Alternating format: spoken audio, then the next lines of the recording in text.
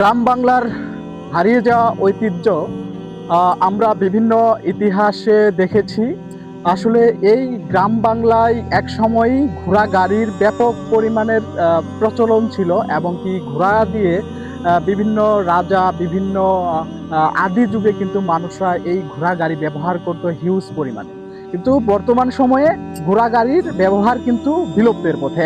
তো আমি যাচ্ছিলাম গজনির দিকে। তো বাঁকাকুড়া থেকে এক চাচা দেখতে পেলাম, তিনি ঘোড়ার উপর চড়ে গজনি পর্যটন কেন্দ্রের দিকে যাচ্ছিলেন। তো আমি তাকে জিজ্ঞেস করলাম, চাচা আপনি কোথায় যাচ্ছেন? তিনি বললেন যে আসলে আমি যাচ্ছি গজনি পর্যটন কেন্দ্রে। ঘোড়া দিয়ে আগে বিভিন্ন জায়গায় যে হতো, বিভিন্ন টিপ মারা হতো, তিনি আর কি যেটা বললেন। কিন্তু বর্তমান সময়ে এটা নেই, যার কারণে তিনি গজনি স্পটে যান। সেখানে গিয়ে সেখানে যে ধরনের পর্যটকরা এই গজনি স্পটে ঘুরতে আসেন, তাদের কিন্তু এই ঘোরার মাধ্যমে কিন্তু তিনি পর্যটনের বিভিন্ন স্থানে কিন্তু টিউশন করানোর মতো একটি মানে ঘোরাফেরা করায়, এই মানে ঘোড়ার উপর চড়িয়ে।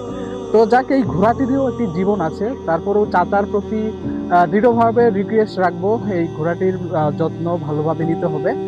সেই সাথে আজকে এই ঘোড়া গাড়ির ব্যবহার বিলুপ্তর পথে। গ্রাম বাংলার ঐতিহ্য দিন দিন কিন্তু হারিয়েই যাচ্ছে। যায় আলানাফর পার্কে যায় এটা মানুষের করে মানুষের তুলে তুলে ঘুরে বেড়াতে মাসের 10 20টা 50টা যা দেয় ঘুরে বেড়ায় যা আলানাফর এই জায়গায় মিলে ওটা নিয়ে আলামার আইসে পড়ি। ঘোড়া